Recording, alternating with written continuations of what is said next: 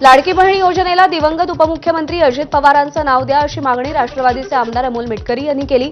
ही योजना अजित पवारांच्या दूरदृष्टीतून आली आहे असंही ते म्हणाले। योजनेला दादांचं नाव दिलं तर त्यांची आठवण अनोख्या पद्धतीनं जपली जाईल असंही मिटकरी म्हणाले। अजित दादांनी जे जनसन्मान रॅल्या काढल्या त्यामध्ये दादा प्रत्येक बहिणीचे लाडके भाऊ होते, लाखो हजारो राख्या त्यांच्या हातात पडत होत्या आणि दादा असा स्मरणात राहावे। दादा जेवढे मित्र म्हणून जवळचे आहेत तितके लाडक्या बहिणीचे लाडके भाऊ पण आहेत। त्यामुळे अजितदादांची लाडकी बहीण या नावाने लाडकी बहीण योजना कायम महाराष्ट्राच्या स्मरणात राहील असं त्या योजनेचं नाव ठेवावं। जसं महात्मा फुले जन आरोग्य योजना आहे तसं लाडक्या बहीण योजनेचं नाव बदलून अजितदादांची लाडकी बहीण असं जर ठेवण्याचा निर्णय झाला मला असं वाटतं की खरी आदरांजली महाराष्ट्र शासनाची ठरेल आणि लाडक्या बहिणीचा लाडका दादा हा महाराष्ट्राच्या स्मरणात राहील।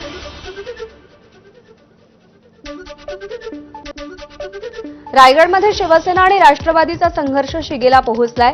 रायगड जिल्हा परिषदेची निवडणूक शिवसेना स्वबळावर लढतीये। प्रचार सभेतून शिवसेनेचे नेते राष्ट्रवादी काँग्रेसवरती निशाणा साधतायत। लोकसभेला राष्ट्रवादीला मतदान करून आम्ही पाप केलं असं मंत्री भरत गोगावलेंचे सुपुत्र विकास गोगावले म्हणाले। तसंच रायगडच्या राजकारणात सर्व काही होईल पण राष्ट्रवादीसोबत युती होणार नाही अशी टीकाही त्यांनी केली आहे। म्हणजे मागच्या वेळेला ज्यावेळेला लोकसभेची निवडणूक झाली होती त्यावेळेला एक चित्र वेगळं होतं आणि स्पष्ट होतं की शिवसेना पक्षामध्ये आणि त्यावेळेला आमदार भरत गोगावले यांच्या सांगण्यावरनं आणि आदरणीय एकनाथजी शिंदे साहेब यांच्या सांगण्यावरनं आपण असंख्य कार्यकर्त्यांनी माझ्यासहित तुमच्यासहित सर्वांनी घड्याळ या ठिकाणी मतदान केलं। ते पाप आपल्या हातून या ठिकाणी घडलं त्याबद्दल तुमची सर्वांची मनापासून दिलगिरी व्यक्त करतो। परत आयुष्यामध्ये ते पाप आम्ही घडून देणार नाही आणि सांगून टाकलेलं आहे की रायगडच्या राजकारणात सर्व होईल परंतु राष्ट्रवादी काँग्रेस सोबत आता यापुढे युती होणार नाही म्हणजे नाही। सिंधुदुर्गच्या वेंगुर्ले तालुक्यातील परुळे पंचायत समितीची जागा महायुतीत शिवसेनेला सुटली। मात्र या ठिकाणी भाजपतून बंडखोरी करत निलेश सामंत यांनी अर्ज दाखल केला त्यामुळे संभ्रम निर्माण झाला होता। भाजप आमदार नितेश राणेंनी सभा घेत निलेश सामंत यांना सुनावलंय।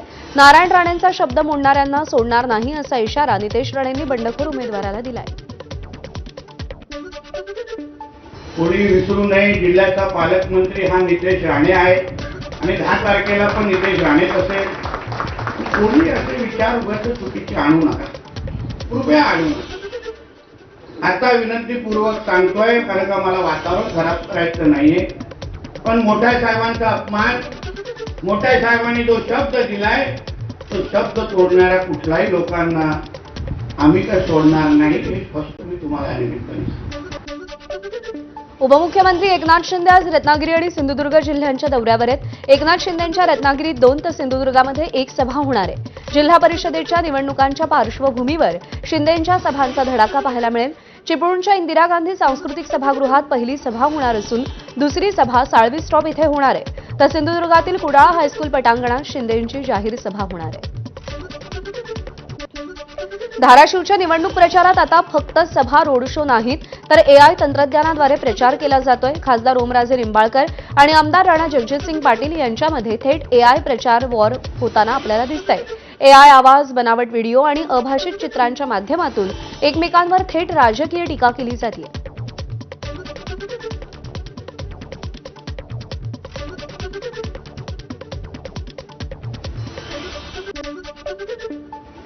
40 वर्ष धाराशिवला लुटत आलोय पण तरीही धाराशिवची लोक आपल्याला पुन्हा पुन्हा संधी का देतात परत? अरे बाळा, चोरी अशी करायची की ती चोरी वाटली नाही पाहिजे।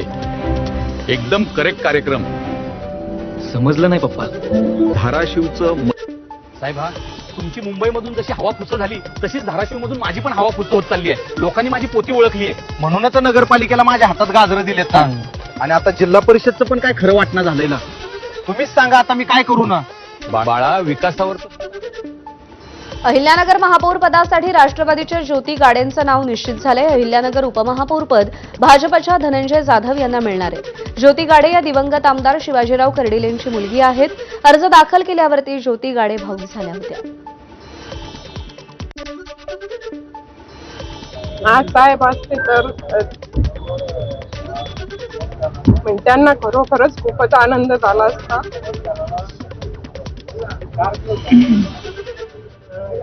आणि साहेबांचा म्हणजे संग्रामभाई यांनी विखे साहेबांनी जी मला संधी दिली आणि कर्डिले साहेबांचा वारसा पुढे नेण्याचा निश्चित मी प्रयत्न करेन.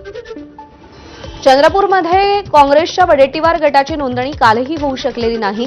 वडेट्टीवार गटाच्या 18 आणि बसपाचा 1 अशा 19 नगरसेवकांनी काल नागपूरचं विभागीय आयुक्त कार्यालय गाठत भारतीय राष्ट्रीय काँग्रेस आणि मित्रपक्ष आघाडी या नावे गटनोंदणीसाठी अर्ज केला होता. मात्र चंद्रपूर शहरातील काँग्रेस शहर अध्यक्ष संतोष लहामगे यांनी या गटनोंदणी प्रक्रियेवरती लेखी आक्षेप नोंदवला. यापूर्वी धानोरकर गटातील 13 नगरसेवकांनी गटनोंदणीसाठी अर्ज केल्यानंतर वडेट्टीवार गटातील नगरसेवकांनीही त्यावरती आक्षेप नोंदवला होता. दोन्ही गटांनी एकमेकांच्या गटाविरोधात आक्षेप नोंदवल्यामुळे विभागीय आयुक्तांनी निर्णय घेतला नाही. त्यामुळे आज आमच्या गटाची नोंदणी होईल असा विश्वास वडेट्टीवार गटानं व्यक्त केलाय.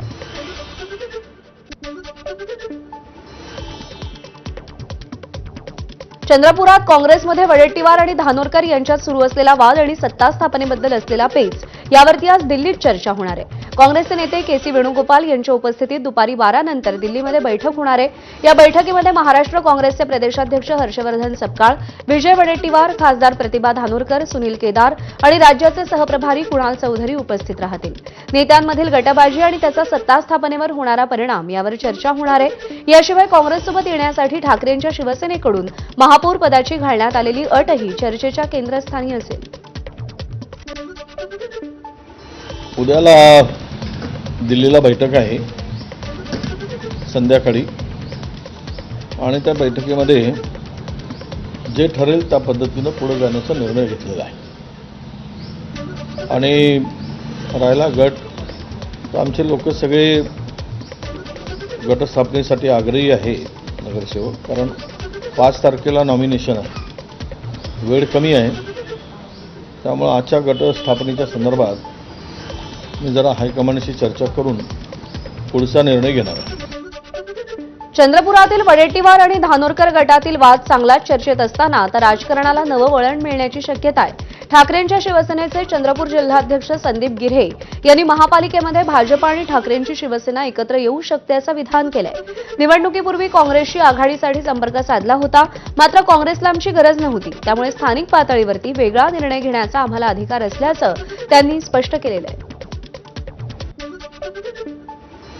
आमची पण इच्छा काँग्रेससोबत जायची आहे, पण काँग्रेसला आम्हाला सोबत घ्यायची ना. आम्ही तर इलेक्शनच्या अगोदर सुद्धा त्यांना बोलवतो आम्हाला युती करून आम्ही समोर जाऊया, परंतु त्या टायमाला पण त्यांनी आम्हाला युती नाकारली. त्याच्यामुळे स्थानिक पातळीवर आम्ही वेगळे लढलो. आम्ही वंचित बहुजन आघाडी आणि शिवसेना आम्ही 2 पक्ष वेगळे लढलो. त्याच्यामुळे आता स्थानिक पातळीवरती आम्हाला अधिकार आहे का आम्ही स्थानिक पातळीवर काय निर्णय घ्यायचा. तर पुणे महापालिकेच्या महापौर पदासाठी भाजपकडून उमेदवारीची प्रक्रिया राबवली जाणार आहे. या प्रक्रियेत इच्छुक उमेदवारांकडून अर्ज दाखल केले जाणार आहे. दरम्यान महापौर पदासाठी कोणाच्या नावावर शिक्कामोर्तब होतं याकडे सगळ्यांचं लक्ष लागलंय. मीरा भाईंदर महापालिकेवरती मराठी महापौरच असावा या मागणीसाठी आज मराठी एकीकरण समितीच्या वतीनं आंदोलन पुकारण्यात आलंय. या आंदोलनात अधिकाधिक मराठी नागरिकांनी सहभागी व्हावं यासाठी मीरा भाईंदर शहरासह आसपासच्या परिसरात समितीनं जाहिरात फलक लावले असून या फलकांनी सगळ्यांचं लक्ष वेधलंय. मीरा भाईंदर महापालिकेत भाजपनं एकाहाती सत्ता स्थापन करून आपला महापौर बसवण्याचा मार्ग मोकळा केलाय. त्यानुसार आज महापौर निवडीची औपचारिक मतदान प्रक्रिया पार पडणार आहे. यंदा भाजपनं दुसऱ्यांदा डिंपल मेहता यांना महापौर पदाची जबाबदारी देण्याचं निश्चित केलंय. मात्र यामुळे शहरात मराठी अमराठी वादास तोंड फुटलंय. मीरा भाईंदरसाठी मराठी महापौर द्यावा अशी मागणी मराठी एकीकरण समितीनं भाजपकडे केली होती. मात्र पक्षानं या मागणीकडे कानाडोळा केल्यानं समिती संतप्त झाली असून शहरात आंदोलन उभारण्याचा निर्णय घेण्यात आलाय.